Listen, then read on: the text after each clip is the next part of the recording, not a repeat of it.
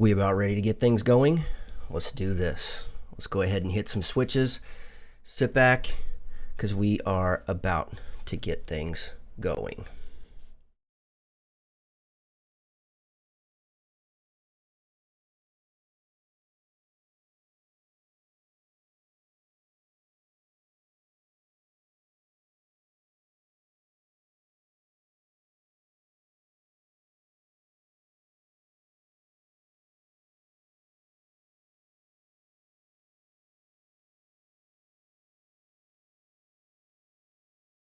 Hello, America.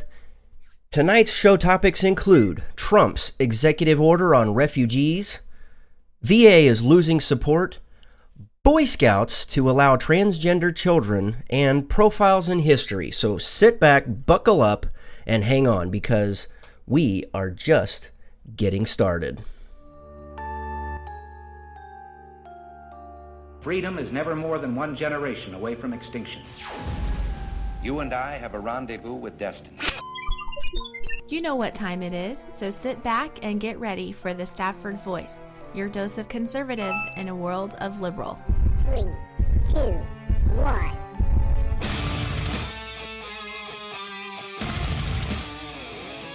Hey, how you doing?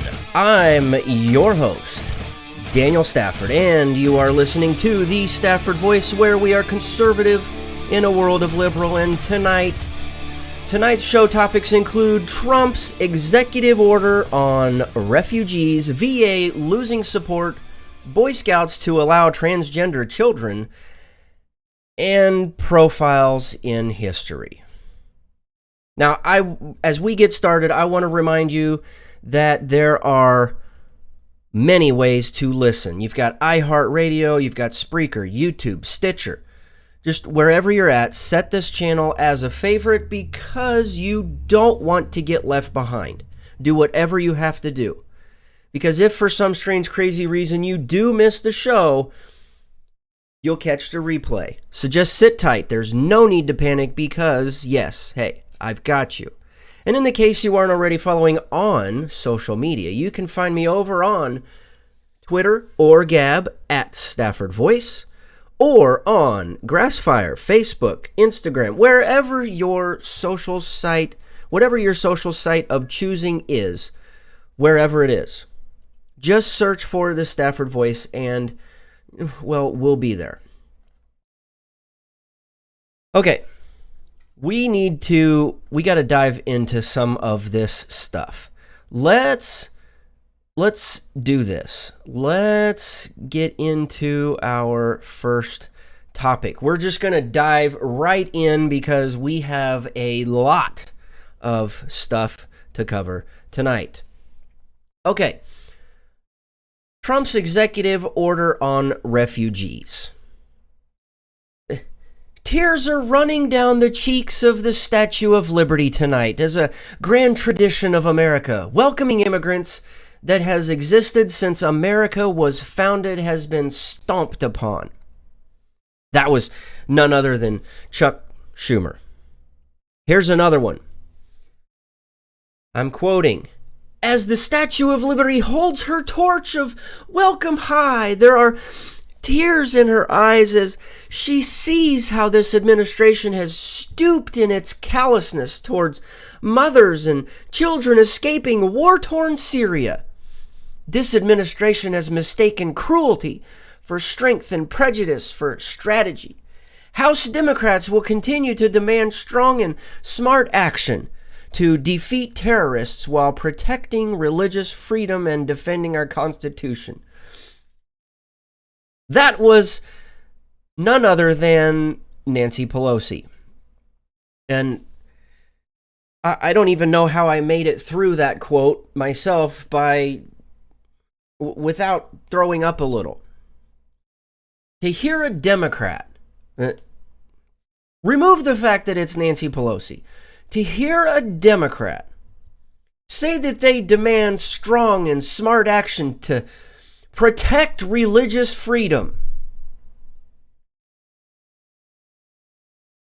and to defend our Constitution. I mean, that's a first. We haven't had a Democrat defend the Constitution, oh, well, probably since Kennedy.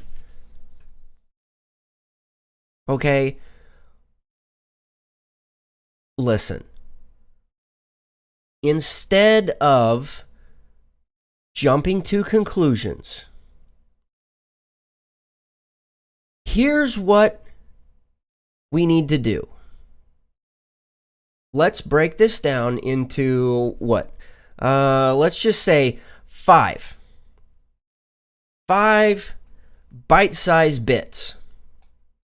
Okay, and we'll discuss these a little bit as we go through. 5 bite-sized bits about this whole executive order on refugees. Number 1. This is temporary. Citizens of the 7 countries named as security risks are banned from entering the United States for the next 90 days. Refugee processing, on the other hand, is halted for 120 days. It's temporary. This is not set in stone. This isn't going to be the way it is for the next 100 to 200 to 500 years. Relax. Number 2. Now, snowflakes are going to melt at this. This is based on security reviews conducted by Obama. I know. Thanks, Obama. Drawn from the Terrorist Prevention Act of 2015, the 2015, quote, Visa Waiver Program Improvement and Terrorist Travel Prevention Act of 2015 names Iraq, Iran, Sudan, and Syria, while this 2016 update added Libya, Somalia, and Yemen. Now, the bottom line is that Trump is only improving security screening and intends to admit refugees at, well, get this, close to the average rate of 15 years before Obama decided he wanted to just throw in the towel and rapidly expand things in 2016.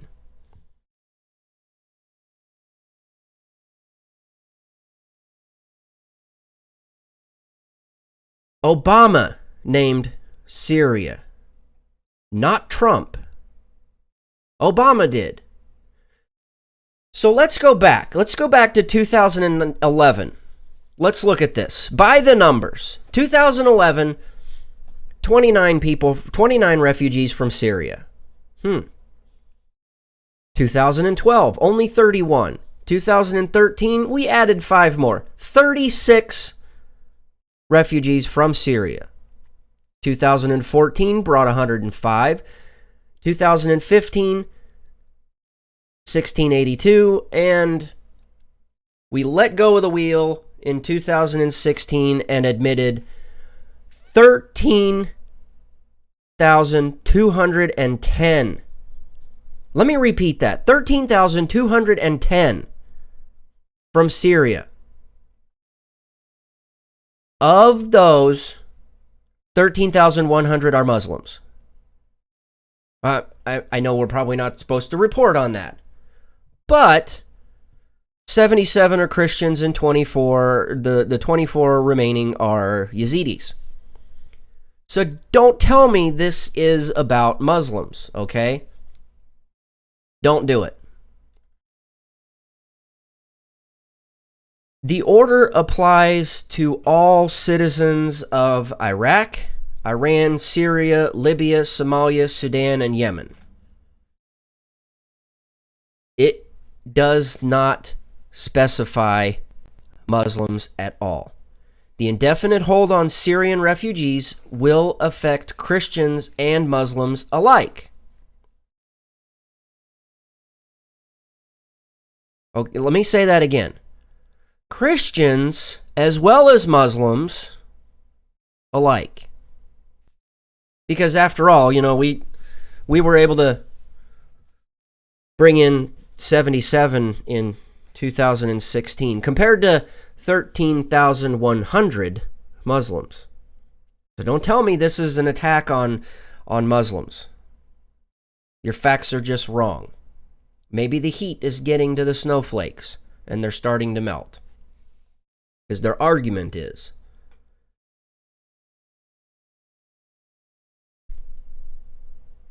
But that's not where this ends. It doesn't actually end with these 7 countries.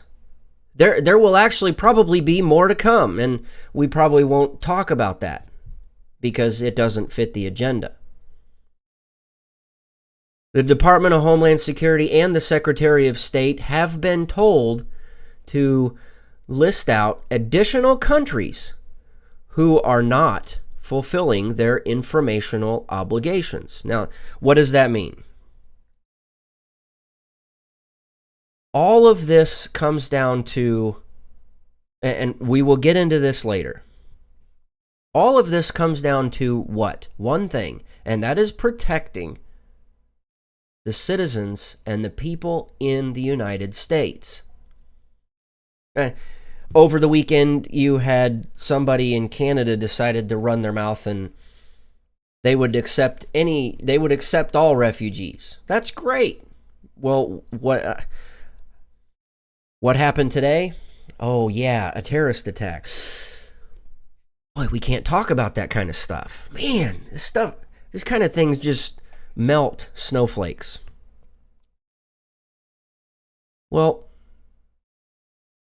that brings us to our third point, and that is that Trump isn't the first to do this.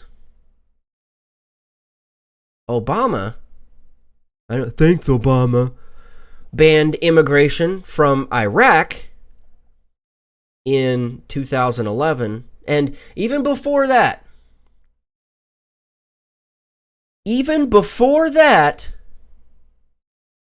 Jimmy Carter banned immigration from Iran in 1980. Now, let me touch on something that somebody said over in the chat, on the YouTube chats.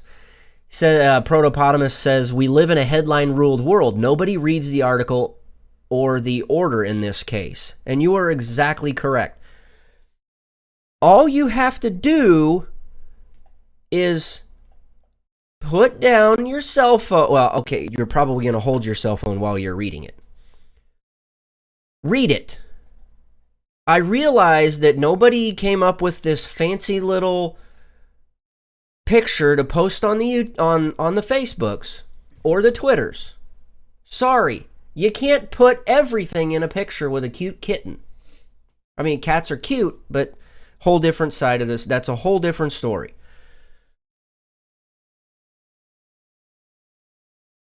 So I agree with you. We've got to I'm speaking in generalities. We have got to quit snapping to a conclusion based off of some ignoramus headline that gives false information, fake facts, alternative facts, hashtag fake alternative facts. Now, is this legal? And that brings us up to number 4. This is entirely legal. I'm personally not going to dive into it too far because, well, there's just too much legal stuff, legal jargon, too many big words, huge, bigly words, okay? It's just over the head. We could bloviate like some other talk shows would and fill you with a bunch of stuff, but if we don't know it, we're not going to share it. I don't get all the legal jargon, so yes, this is entirely legal.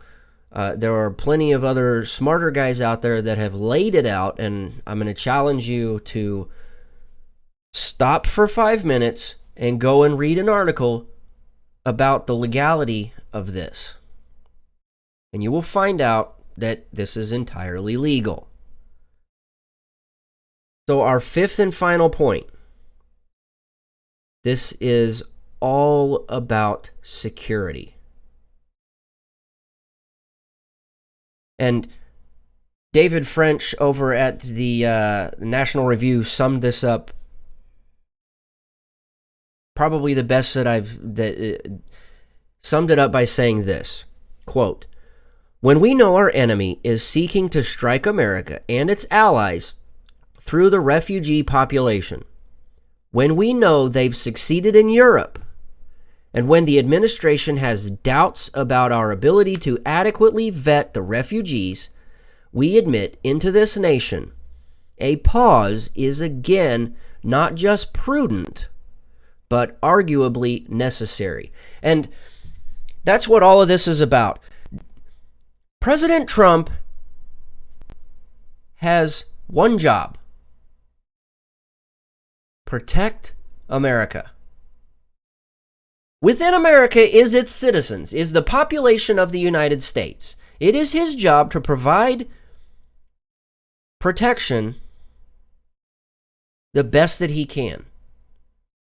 Can we do that with open borders? No. We can't. Why? Well, why don't you ask Canada? Because when they get out and you stick a microphone in front of them over the weekend and they say, "We'll take any refugees," and the next day, within 24 hours, a terrorist attack is committed, maybe you need to rethink your game plan. Because running the opposite way to score a touchdown only helps the other team. Do you not get this? This is common sense. Oh, I thought Donald Trump was supposed to support and defend and uphold the Constitution of the United States. Yes, but it's his job. And part of defending the Constitution, defending and upholding the Constitution of the United States is, by and large, protecting the citizens from harm. Whether it's an outside source or even an inside source. It's just something that needs to be remembered.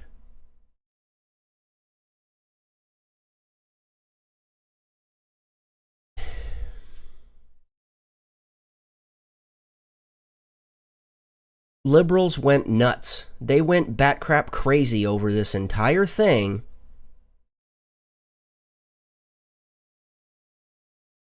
When just a few years ago, in 2011, their savior-in-chief, Barack Obama, did the exact same thing. Where were all of these bleeding heart snowflake liberals in 2011?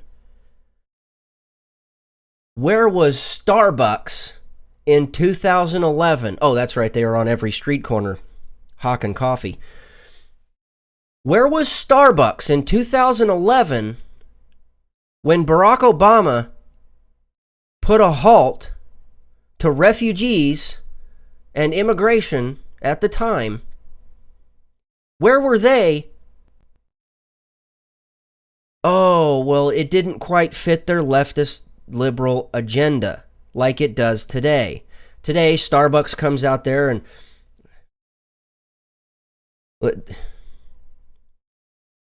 liberalism is a mental disorder. You can take it to the grave. Liberalism is a mental disorder, and the liberal kooks over at Starbucks have just proved that. Because they get out there and want to talk about how, well, okay, fine, we'll hire 10,000 refugees. Hey, Dippin' Dots. No offense to the actual little balls of ice cream called Dippin' Dots. Listen, we have a large amount of people that need a job We have a large amount of people sucking off the teat of the middle and the upper class that need a job. Get their behinds off of welfare and give them a damn job before you start worrying about refugees. The bleeding heart liberals of Hollywood at the SAG Awards. I'm not going to get into what I think SAG stands for.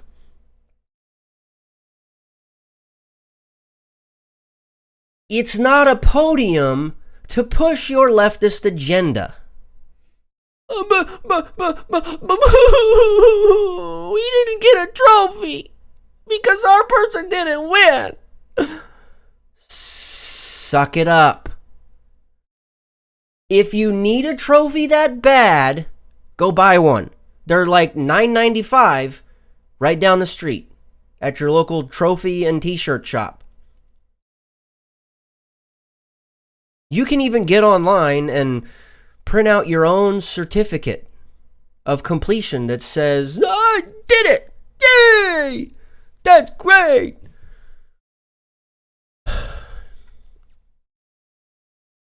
President Trump has one job. Defend the people and protect them.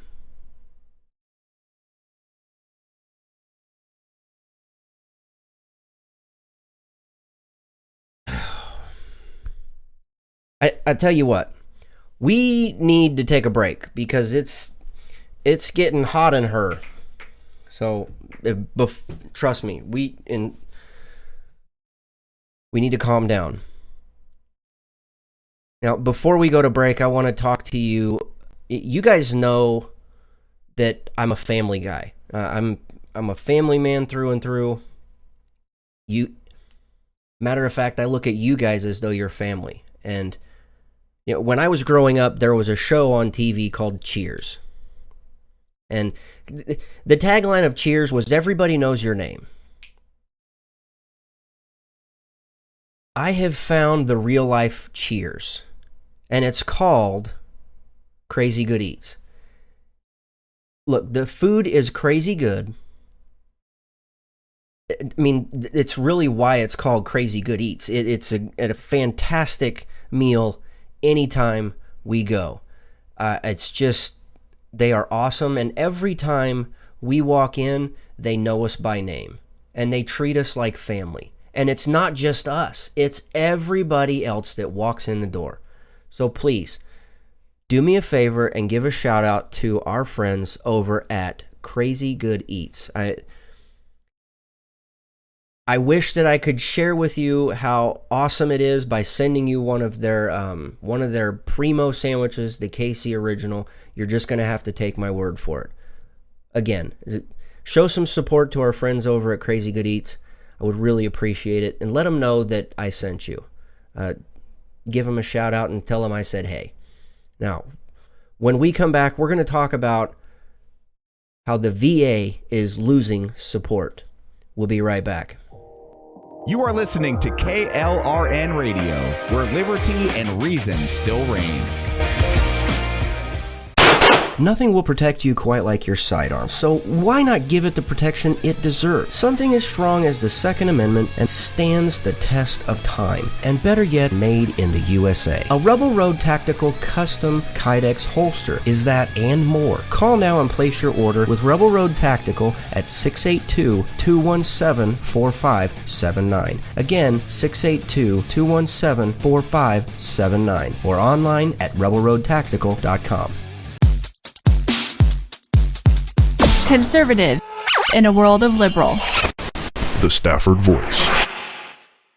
All right, we are back. Now, I know that I forget quite often to invite you into our chat room. And if you're just sitting there on the sidelines kind of watching the show, I want to remind you there is a chat room. So if you want to grab your phone and chat with other like-minded people, you can do so. You can do so over on the YouTube side, or which I've failed to locate the link for it, you can hop over to klrnradio.com/chat, and you can find some other individuals in there. But for the most part, all of them are going to be in the YouTube chat. Some awesome people in there. Okay. The VA is losing support, and really it's within the VA where they're having these problems.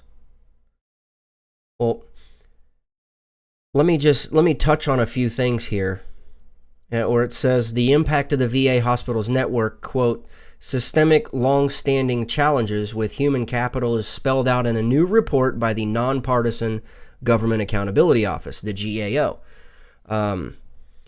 In a letter that the GAO wrote to Congress about this audit, said this, that the VA faces serious and long-standing problems with veterans' access to care and management failures, including ongoing appointment scheduling problems, unreliable appointment wait time data, and inadequate coordination of veteran care between VA and non-VA medical providers.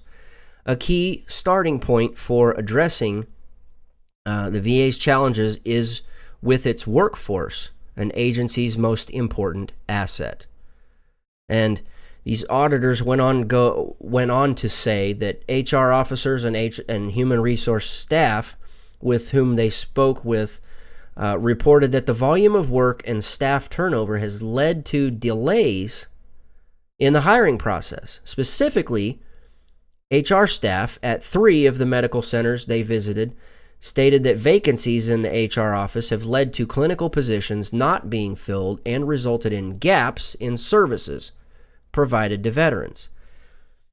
Now, according to the GAO's analysis, the Government Accountability Office's analysis, more than 8 in 10 VA medical centers across the country did not meet agency staffing goals for human resources employees responsible for recruiting new talent and engaging current hospital employees. And we wonder why we have such a problem. We wonder. I mean, look, we've talked about this before. We're going to hold his feet to the fire on things. And one of the big things that he pushed was making sure that we get adequate care for our veterans. He indicated this, that he wants to make it easier for the VA to fire employees for misconduct. He wants to create a commission to investigate fraud and wrongdoing by agency employees. And he wants to allow all veterans the option to seek care outside the VA. And there's a list of things that he wants to do. I mean, it's a good start, great start. Now I'm starting to sound like him. Oh my God, huge! It's bigly. Okay, we're off to a great start. It's going to be great again. Okay. Anyway, so who's going to head this up? Really? I mean, who's going to head it up? Well, the guy that's basically in charge right now. What's his name? David Shulkin. He is a physician who served as VA Undersecretary for Health under Obama. Let's see. He's expected to face a confirmation hearing this week. He would be the first non-veteran Secretary of Veterans Affairs. Let me see. Oh, I don't want to cover that. Okay. Here's what this boils down to. Our veterans need to know that the VA supports them. Mark Lucas, the executive director over at Concerned Veterans for America, he had a couple of things to say about this. He said that veterans will be looking to Dr. Shulkin to build on President Trump's vision. He also says that Dr. Shulkin's intimate familiarity with the problems within the VA could be his biggest advantage if he uses this knowledge to enact smart reforms. On the other hand, if he chooses to continue the dysfunctional status quo, the incoming administration's promises to veterans will quickly be broken. And that's what this is coming down to. If we can't get veterans to buy into the fact that Trump has their back, and he's picking somebody who is going to have their back just as much as him, they're going to turn, and it's going to be bad. And that's kind of... Somebody in the chat room, Jessica, has... from Jesse's point of view on KLRN Radio, asks a great question. And this is kind of where I struggle with this. How is retaining the old people going to change anything? And I think, in large part, it comes down to the guy above them. Immediately over Shulkin is Trump. Trump is not going to put up with anything. He's not going to put up with it.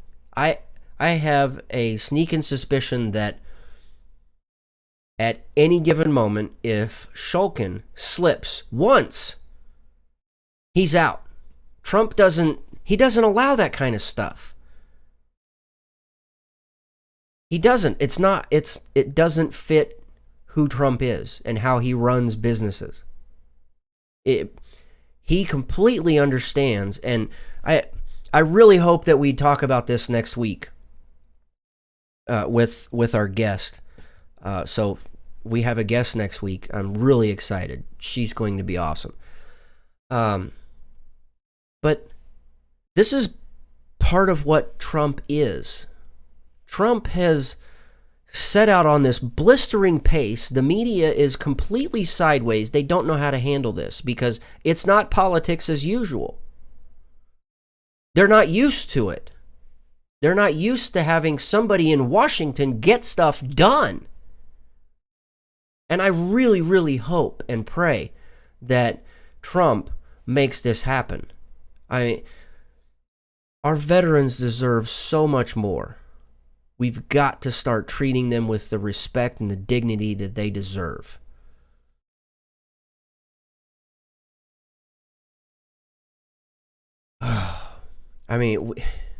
It's going to be great.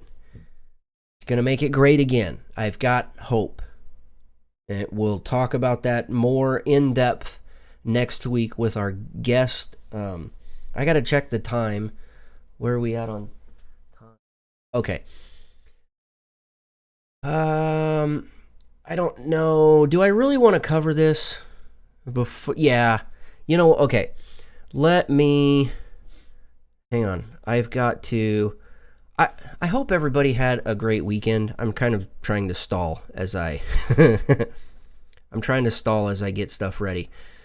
Hope you guys had a great weekend. I know that we were off last week. Had a headache, and it was 3 days long. I was just zapped. Energy was gone. It just wasn't there. Okay. Boy Scouts to admit transgender children. This has me shaking my head. I'm trying to figure this out. Now, I have personally volunteered many, many hours with the Boy Scouts, with a local Boy Scout troop. My son was in Scouts. I helped a handful of Scouts become Eagles. I've helped others and taught them very valuable set of skills that they will carry with them for the rest of their life. One of my Scouts actually took things to the next level and he went on to the quote-unquote real Boy Scouts, joined the military, and that kid is incredible. You would look at him and think that he's just a tiny little tot, but that guy is a giant among men. There's really nothing that can slow him down. Anyway, so, and this just came out not too long ago, before the show. The Boy Scouts of America announced that it will allow transgender children who identify as boys to enroll in its boys-only programs. Now, there is a particular part of a Boy Scout program that does allow young women, but they have to be at a certain age. It does not allow a 12-year-old girl who thinks it's a boy into that program. Let me see. It says that this is off AP, and I apologize that I saw this come across, and my gut reaction is to say absolutely not. I'm done. I'm not going to give any more time to the Scouts, but I'm going to rest on this and really give it some thought, see where I really fall on this. And it's going to be interesting to see what some of the larger churches, we're talking global churches like the Church of Jesus Christ of Latter-day Saints. They are a huge proponent of Boy Scouts. They drop a lot of money into the Boy Scout program. The way that they have it intertwined and meshed with the priesthood for the young men as they advance. It's great. It's going to be interesting to see what the Catholic Church and what other Christian churches do who have their own scouting programs. It'll be interesting to see what comes of this. I don't know if this is because of a lot of pressure, outside pressure being put on the Boy Scout. That's another great point. Is what about schools?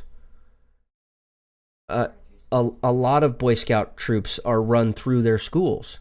There's a lot of things that are impacted by this.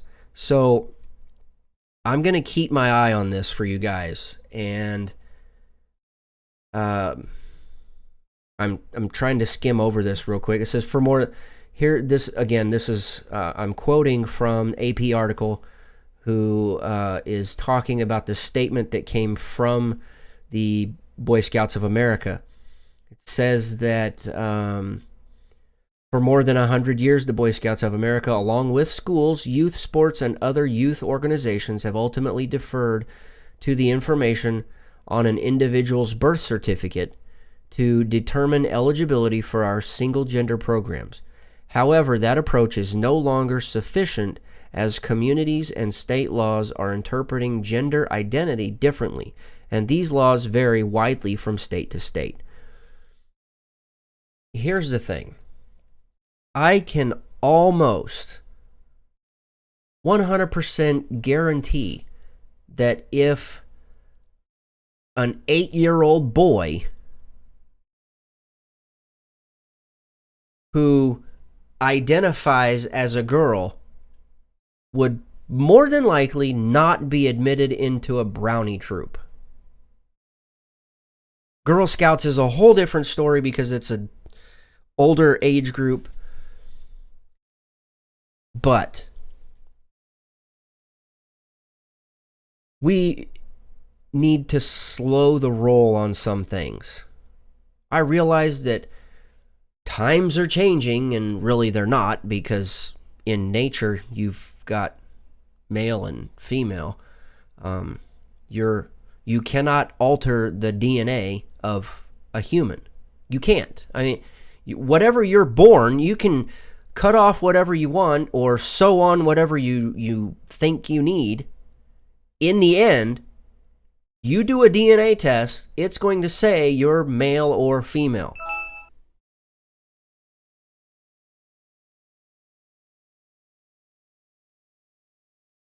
I'm going to keep my eye on this. I will report back to you guys on what I think. So remind me next week in the chat room. Remind me next week to let you know what I find. And I may even share it beforehand. Apparently it says right here, the National Girl Scouts organization, which is not affiliated with any way with the Boy Scouts, has accepted transgender members for years. Interesting. I did not know this. Anyway, okay.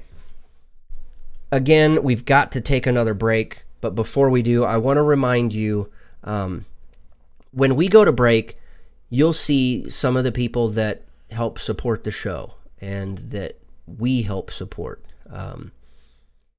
We believe in them just as much as they believe in us because they give us the time and energy that we need. So we reciprocate. And one of those is grassfire.com. If you're not familiar with Grassfire at all, you need to. Grassfire.com is a social media networking site. It's kind of like Facebook, but way better.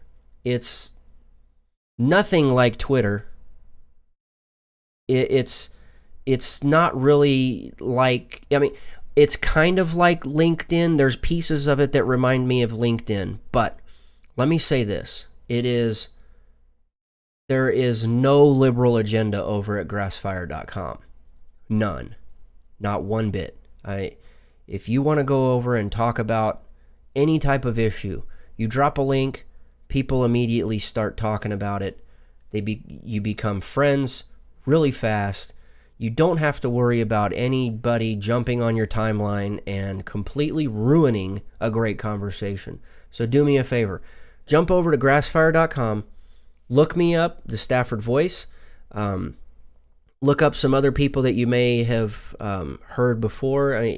You've heard me talk about Eric Odom. He was here in the chat room a couple of weeks ago. Great guy. They're starting something new, and as you can tell, where's it at? Right here. We have jumped onto realamericatv.com as well, which is another part of grassfire.com. So this right here is how much they believe in us and how much we believe in them. Well, please do me a favor. Go over to grassfire.com and sign up today. When we come back from a break, we're going to talk about profiles in history. This guy is awesome. We'll be right back. You're listening to the Spark Radio Network, internet radio like you've never heard before. Innovation, creativity, and imagination are all said to begin with a spark. So fasten your seatbelt and take the ride of your life and listen for the spark.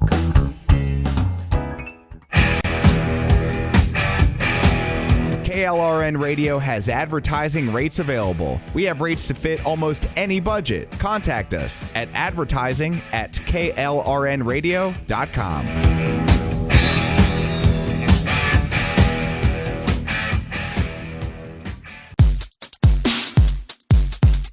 Conservative in a world of liberal. The Stafford Voice. Okay, we are back, baby. All right, your favorite time and mine, profiles in history. At just 26 years old, his first speech as an elected official was about abolishing slavery. He said it was against the principles of humanity and love. Richard Henry Lee was born on January 20th, 1732, at the family's plantation in Westmoreland County, Virginia. By the time he became a teenager, he began learning how to box from a slave. Why? He would be attending Wakefield Academy in Yorkshire, England, and his older brothers warned him that his English classmates would bully him because he was from the colonies. At 19 years of age, while in England, Lee learned that his father had passed away, so he moved back to Virginia to help manage the family land. On December 3rd, 1757, he married Anne Ayette. Shortly thereafter, he was elected to the Virginia House of Burgesses, where he would serve until 1775. When Britain's 1765 Stamp Act was introduced, he wasn't bothered by it at first. He even applied to help administer it. Luckily, with the help of Patrick Henry and a few others, they convinced him otherwise. One could say that this was the catalyst that kick-started his momentum for independence. In December of 1768, his wife Anne passed away. The next year, he married widow Anne Gaskins Pinkard. May 1774 brought the protesting of the British's closure of Boston Harbor by Lee, who was joined by fellow members of the House of Burgesses, including Patrick Henry and Thomas Jefferson. The royal governor had other ideas. Growing weary of rebellious attitudes, and, well, he dissolved the Virginia House of Burgesses for lack of loyalty. Lee called for a general congress of the colonies to be formed. He got his wish and was even part of the First Continental Congress. Richard Henry Lee was ahead of the curve of most of the other delegates on challenging Britain. Benjamin Rush was especially impressed with Lee's speaking ability, saying, quote, "I never knew so great an orator whose speeches were so short. He convinced his subject so clearly and presented it so immediately to his hearers that there appeared nothing more to be said about it." Lee was happier with the mood of his fellow delegates in 75, even writing an address to the people of Great Britain saying, quote, "Of this at least we are assured that our struggle will be glorious, our success certain. Since even in death we shall find that freedom, which in life you forbid us to enjoy." Energized by Virginia's assembly authorizing its delegates to push for independence, Lee was more than happy to comply, and, as Congress gathered, on June 7, 1776, he introduced his famous resolution, quote, "Resolved, that these united colonies are and of right ought to be free and independent states." He then urged for the adoption of the resolution, saying, "Why then, sir, why do we longer delay? Why still deliberate? Let this happy day give birth to an American republic." Now, unfortunately, the votes just weren't quite there, so the resolution was postponed until on July 2nd, when it was brought up for a vote. Lee was not there for the vote, as he had received word that his wife was seriously ill, and having already lost one wife, he left to be by her side. Now, in the case the resolution passed, Congress wanted some sort of suitable document to proclaim it, so a committee was appointed to draft said document. It was no secret who they wanted to be the leading voice on the committee, since, after all, he did introduce the resolution. However, since Lee was at the side of his ill wife, Thomas Jefferson was picked to replace him. Lee not only missed the successful vote on his resolution for independence, he was also not there when the Declaration of Independence was adopted on July 4th, 1776. And he missed the signing on August 2nd, but finally signed it when he returned to Congress on September 4th. Now, during most of the war, Lee stayed in Virginia, serving in the state legislature. He also served as a militia colonel and even had a few skirmishes with British troops. Now, at one point, his horse was shot out from under him. After the war, he was back in Congress, even elected president of Congress. He did, however, decline serving in the Constitutional Convention in 1787, opposing it because he didn't think it was democratic enough. He thought it gave the government too much power and, like other signers, wanted a Bill of Rights. Now, on June 19th, 1794, at the age of 62, Richard Henry Lee passed away at his home in Westmoreland County, Virginia. He not only declared freedom, but saw its successions. And that is this week's Profiles in History. That guy a patriot among patriots. It was very, very fun to dig in a little deeper on who Richard Henry Lee was. I see that we've got some new friends with us in the chat room. If you're still there, Goofy Watermelon, I like the name, Goofy Watermelon. I mean, I like watermelon. I love your little Avi. We're here. Here we are. You know what? Drop us a couple of notes there in the chat room and let us know a little bit about yourself. Interact with some of the other people that are with us. But thank you for tuning in. We really appreciate it. Now, I'm checking the time and we're almost done. Almost done. I promise we are not going to go long. So stick around for a little bit of after the show, but by and large, I'm exhausted. It was a very, very long day. A lot of news to get through tonight. We talked about... What did we talk about? We vaguely talked about on the Boy Scouts issue. We will continue to follow that one. We talked about how the VA is losing support even within its own organization. But our main topic du jour of the evening was about Trump's executive order on the refugees.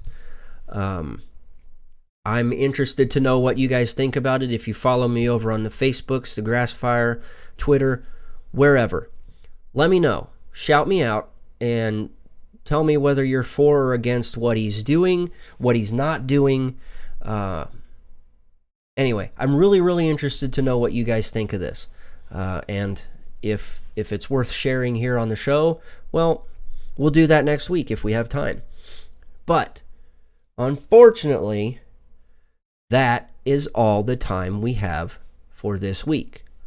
And I know, God willing, the Stafford Voice, I, your host, Daniel Stafford, will be back next week.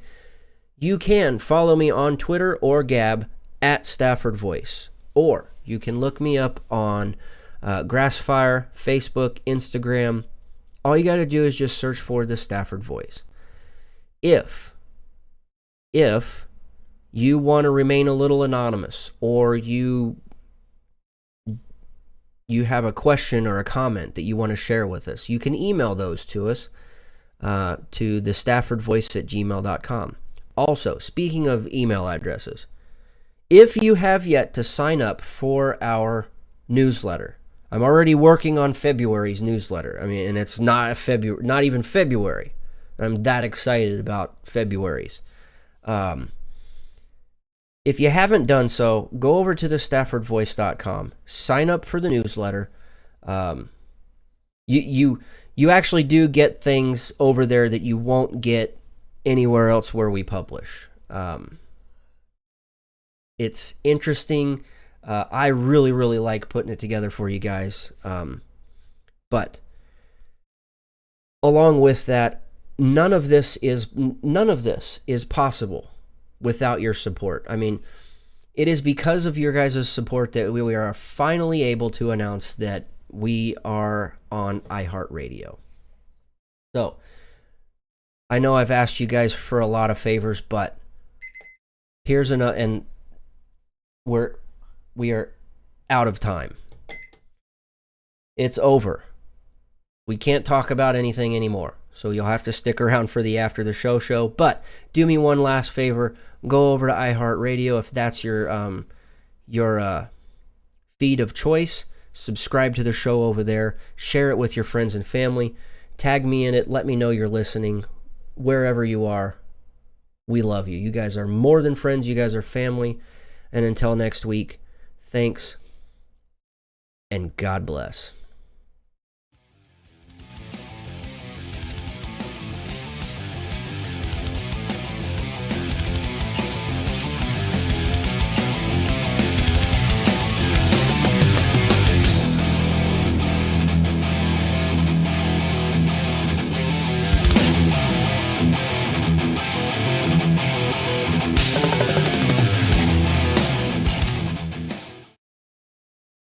Alrighty then. welcome to the After the Show show. Look, I got a new t-shirt on today. We got Mario. Woohoo! Finally found one that I like, and they had my size. It's a little big, so hopefully it shrinks just a hair. Jessica, I see that you are still here. You said it was a good show. Thank you. I appreciate that. You finally stayed awake for the whole show. Kudos to you for that. Ladies and gentlemen, if you're in the chat room, Jessica with a Y would be our daughter-in-law, who happens to be pregnant. Unfortunately, she got to spend a little bit of time in the hospital over the weekend because she's a little dehydrated. And Baby Bug is doing great. They finally got to hear the heartbeat twice. They had their appointment, but again, doctors wanted to check how Baby Bug was doing. And they got to hear Baby Bug again. So, yeah. How awesome and incredible is that? I know we're super excited. I'm looking down at these cookies. They're like no-bake cookies, no-bake chocolate oatmeal cookies, but they're not chocolate. They're supposed to be caramel flavored. Excuse me. Supposed to be caramel flavored. Let me show you guys. Check it. They're supposed to be caramel flavored, but they're not. They have butterscotch in them. I'm going to save that one for later. Anyway, glad I like butterscotch, because these cookies are phenomenal. I know they're not on the diet, but whatever. They're fantastic. Anyway, thank you guys so much for tuning in tonight. Really, really means a lot to us. Because without you guys, we wouldn't even be here, to be honest. You guys are what keep us going. And you guys are the biggest part and the biggest reason as to how we were able to get to iHeartRadio. I know I don't say thank you enough. At least I don't feel like I say thank you enough. I probably annoy a lot of you guys because I thank you so much, but I really do mean it. We love you guys. You guys really are more than friends of the show. You guys are like family to us. We invite you into our home when we do our vlogs. I apologize we didn't have one over the weekend, but there was just some things that kind of were out of our control that forced us not to be able to vlog over the weekend. And you know, aside from that, we take at least 1 week out of every month to kind of shut down, give it to ourselves, because we need that. We need some alone time. Even though we're empty nesters, we still enjoy alone time without a camera in our face or phones or anything like that. So, with that being said, I know I said I'm not going to take up a lot of time with the After the show, and I'm really not. I'm ending it right here. So I again want to say thank you from the bottom of my heart, bottom of both of our hearts. We really appreciate it. You guys really are more than friends. You guys are family. You guys mean so much to us. We think about you all the time. But with that, I'm out. I'm done. I'm tired. It's over. Go to bed. Love you guys.